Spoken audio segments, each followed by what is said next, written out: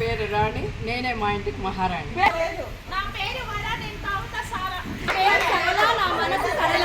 పేరు మీనాక్షి, నాకు లేదు నా మోషి. కాదు వర, నేను మా ఆయన లేదనగా అల్లుకోపోతా.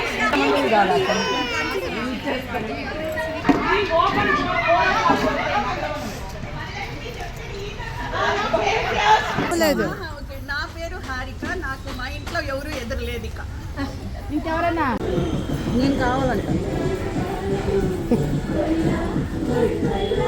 వినయ వినయ్ వినయ్ ఇట్లా వద్దులే, నవ్వాలి.